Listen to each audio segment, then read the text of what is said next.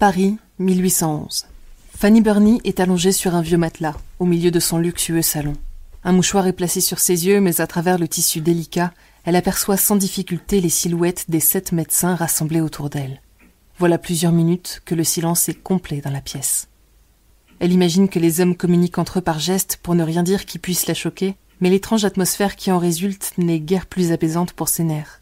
Suspendue dans cet instant, elle tente de faire le vide dans son esprit, de ne pas penser au mari et au fils qu'elle pourrait ne plus jamais voir, aux sœurs qu'elle a laissées de l'autre côté de la Manche, et encore moins au terrible spectacle qui est sur le point de se jouer.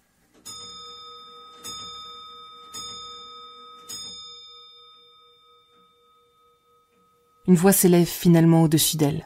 Qui me tiendra ce sein ? Le sang bat violemment dans ses veines, faisant pulser le bras gonflé et endolori qu'elle garde contre son flanc. D'embarras, les autres médecins restent muets. Mais Fanny retire le voile de ses paupières, se redresse et s'exclame avec bravoure « C'est moi, monsieur ». Elle se saisit du sein qui l'a fait tant souffrir au cours de cette dernière année et se recouche sur le matelas. Alors que la lame pénètre sa chair, déchaînant dans son corps un flot de douleur tel qu'elle n'en a jamais connu, ses poumons prennent une inspiration brutale qui l'instant d'après s'épanouit en un cri déchirant. L'opération a commencé. Frances Burney, surnommée Fanny, naît en 1752 à Norfolk dans une famille de la haute bourgeoisie britannique. La jeune fille, tout comme ses frères et sœurs, baigne dès son enfance dans un milieu très cultivé. Son père, compositeur, historien et écrivain, bénéficie en effet d'une position privilégiée au sein du milieu intellectuel et artistique. Mais en dépit de cet environnement culturel riche, la petite Fanny ne reçoit pour sa part aucune éducation formelle. C'est toute seule qu'elle apprend à lire vers l'âge de 8 ans. Et à partir de là, elle se passionne pour la littérature. Elle se met bientôt à tenir les premiers volumes de son journal, qui l'accompagnera durant 72 ans, puis rédige en secret, à l'âge de 15 ans, un premier roman. Fanny cependant souffre d'anxiété. Elle redoute que sa belle-mère ne perçoive ses occupations littéraires comme indignes d'une femme de l'aristocratie. De honte et de peur d'avoir commis une transgression, elle brûle donc son manuscrit et tous les écrits qui l'ont précédé. Bien que cet acte la marque durablement, il ne suffira heureusement pas à étouffer son brûlant désir d'écrire. À l'âge de 26 ans, Fanny publie anonymement et à l'insu de ses parents son premier roman commercial baptisé Evelina. Considéré comme l'un de ses plus brillants ouvrages, ce dernier connaît un succès critique indéniable et en dépit de ses craintes, son père est impressionné par son travail. Lorsqu'il découvre l'identité de son auteur, il se montre non seulement bienveillant, mais offre même de soutenir sa fille dans sa carrière littéraire. Elle publie 2 autres ouvrages à succès, puis en 1785 fait son entrée à la cour en devenant dame de compagnie de la reine Charlotte. Elle jouit durant cette période d'un statut plus prestigieux encore et relate dans son journal nombre d'anecdotes savoureuses qui ponctuent la vie à la cour. Mais Fanny a du mal à trouver sa place dans cet environnement si particulier. En 1791, toujours célibataire, elle quitte finalement le service de la reine et part s'installer chez l'une de ses sœurs. C'est là qu'elle fait la rencontre d'Alexandre d'Arblay, un général français récemment exilé en Angleterre suite à la Révolution. Conquise par l'intellect du militaire, Fanny l'épouse et donne naissance à un fils à l'âge de 42 ans. Le couple est sauvé in extremis de la pauvreté par la publication du 3e roman de Fanny, Camilla. Les bénéfices tirés de celui-ci leur permettent de faire l'acquisition d'un confortable petit cottage dans le Surrey, tandis que la renommée de Fanny continue de croître. Ses ouvrages satiriques, qui inspireront entre autres la fameuse Jane Austen, dépeignent en détail la vie de l'aristocratie anglaise. Elle se démarque par ses réflexions sur les droits des femmes et son sens aiguisé de l'observation. En 1802, alors que Napoléon Bonaparte est au pouvoir en France, la famille quitte l'Angleterre pour rejoindre Paris. Le général d'Arblay a en effet bénéficié d'une amnistie et se voit offrir un poste au sein du gouvernement. Durant ce séjour, qui s'étalera sur une décennie, Fanny se tisse un nouveau réseau social au sein des salons littéraires. Appréciée et estimée au sein de la haute société parisienne, elle coule une vie tranquille et hors du besoin. Mais en 1811, sa paisible existence est déchirée par un événement traumatique. Tout commence par une légère douleur au niveau du sein, 1 an plus tôt. Fanny a alors 58 ans. Elle ignore tout d'abord cet inconfort qui devient cependant de plus en plus gênant. Au fil des mois, la douleur augmente, faisant naître une terrible inquiétude. Fanny a déjà entendu parler de ce type de mal fréquent chez les femmes d'âge mûr. Elle sait que sans traitement, son issue pourrait être fatale, mais la perspective d'une intervention médicale ne l'enchante guère. Ce n'est que sous la pression de son mari qu'elle fait finalement venir un, puis plusieurs médecins. Les divers examens cependant se soldent tous par le même terrible constat. Fanny est atteinte d'un cancer du sein. Cette annonce confirme ses pires angoisses. Il faudra encore attendre 30 ans pour qu'un incident mène à l'invention de l'anesthésie générale, et pour l'heure, Fanny devra subir l'ablation de la tumeur parfaitement consciente et réceptive à la douleur. Terrifiée par les risques qu'implique une telle opération et par l'idée de devoir la subir éveillée, elle met tout en place pour tenter de l'éviter. Durant 7 mois, avec l'appui de ses relations, elle convoque les meilleurs médecins de Paris dans le but de trouver un traitement curatif. En vain. Ses symptômes s'aggravent, sa souffrance aussi. Puis durant l'été 1811, le couperet finit par tomber.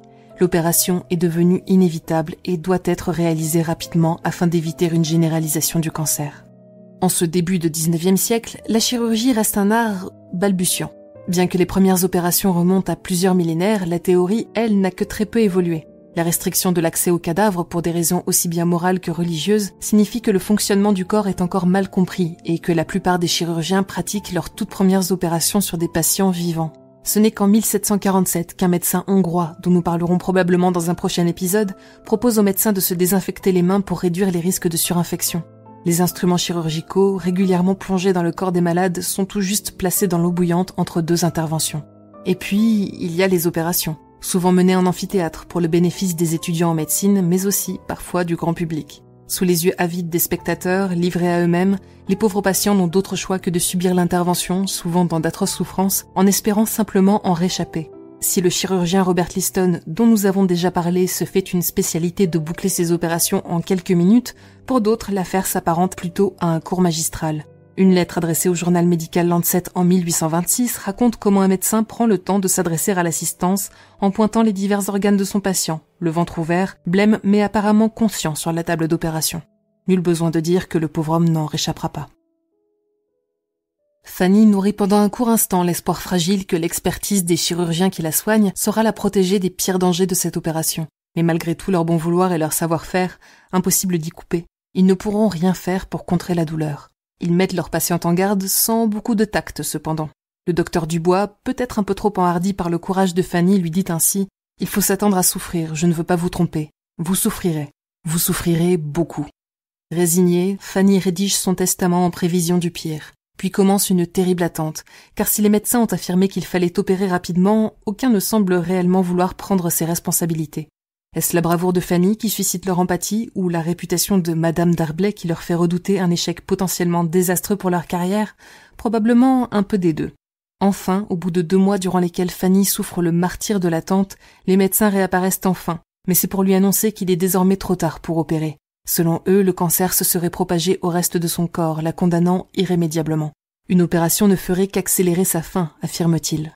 Fanny est sous le choc. Il est vrai que durant tout ce temps, sa douleur s'est dramatiquement accrue, s'étendant désormais jusque dans la partie supérieure de son bras qu'elle a du mal à bouger. Mais cette sentence ne fait qu'affirmer sa détermination à aller jusqu'au bout. Si elle est condamnée, elle préfère encore une fin rapide sous le scalpel à une lente agonie au fond de son lit. Face à sa volonté et à son courage, les médecins acceptent sa demande. Le matin du 30 septembre 1811, Fanny reçoit une lettre de son médecin, lui annonçant qu'elle a 2 heures pour se préparer à l'opération. Elle ne faillit pas. Contactant le supérieur de son mari, elle lui annonce que le jour est venu et que conformément à leur plan, celui-ci devra tenir Alexandre occupé à l'extérieur durant le temps de l'intervention. Elle refuse que son époux partage son angoisse ou ait à entendre ses cris de douleur. Désormais seule et malgré son bras endolori, elle s'occupe de préparer le salon dans lequel aura lieu l'opération.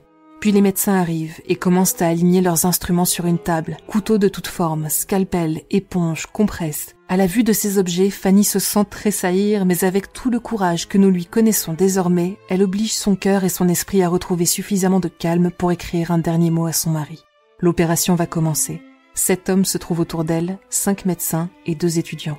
Pour tout sédatif, on lui donne à boire une boisson alcoolisée. Puis on l'installe sur un vieux matelas, en plaçant un mouchoir sur ses yeux pour bien lui cacher ce qui va venir. Vaine mesure, car à travers la batiste, elle aperçoit avec un haut-le-cœur l'éclat des instruments qu'on lève au-dessus d'elle. Paralysée par la peur, le cœur battant à tout rompre, Fanny réalise alors brusquement qu'elle ne peut plus reculer. Un court instant, elle songe à s'échapper, puis d'une voix ferme presse les chirurgiens qui semblent hésiter à se dépêcher avant que sa résolution ne s'évapore totalement. D'un geste brusque, enivré de peur, elle saisit son sein pour le maintenir dans la bonne position afin que les médecins puissent pratiquer l'incision. Le couteau s'approche, Fanny ferme les yeux et l'opération débute enfin. Dans la lettre qu'elle écrit à sa sœur Esther 1 an plus tard, Fanny décrit dans le détail les 20 terribles minutes qui suivent, durant lesquelles les médecins pratiquent une ablation totale du sein sans anesthésie. Au moment où le métal plonge dans son sein, tranchant la chair, les veines et les nerfs, Fanny se met à pousser un hurlement de douleur qui dure tout le temps de l'incision. Le scalpel est retiré, l'air s'engouffrant dans la plaie comme un millier de minuscules poignards, puis le médecin recommence à couper, luttant avec difficulté contre les tissus cancéreux. On retire l'instrument une seconde fois et à peine Fanny a-t-elle le temps de conclure que l'opération est terminée que l'incision reprend, afin, raconte-t-elle, de séparer la base de cette glande affreuse des parties auxquelles elle adhérait. Les yeux fermés, elle sent ensuite les instruments racler son sternum pendant un temps qui lui semble infini pour en arracher le moindre vestige de cellules malades. Fanny étale l'agonie mais ne bouge pas, ni ne résiste, ni ne supplie. Dans un élan de compassion pour ses médecins, manifestement bouleversés par la scène, elle s'écrie « Ah, messieurs, que je vous plains !» L'opération terminée, elle est rejointe par son fils et son mari, bouleversés tant par la nouvelle que par l'incroyable courage dont son épouse a fait preuve. L'épreuve a laissé une marque profonde, un traumatisme indélébile dans l'esprit de Fanny. Il lui faudra 1 an pour enfin réussir à poser son expérience sur le papier dans sa lettre à Esther. Mais son corps, lui, se remet très vite de l'opération. Après cette terrible expérience, Fanny vivra encore 29 ans et finira par s'éteindre à l'âge respectable de 87 ans en 1840. Le témoignage que Fanny laisse derrière elle constitue un héritage précieux, retraçant dans le détail le déroulement d'une mastectomie au début du XIXe siècle, non du point de vue du médecin mais de celui de la patiente. La lecture de la lettre est difficile, par moments insoutenable, mais ce type de récit extrêmement rare porte avec lui l'universalité de l'expérience humaine. En découvrant ces mots, on ne peut que partager l'angoisse de Fanny, grimacer face à sa douleur et admirer son courage. On se découvre aussi une nouvelle appréciation pour les progrès que la médecine a accomplis en un siècle. Des progrès dont tout un chacun devrait être en droit de bénéficier à travers le monde.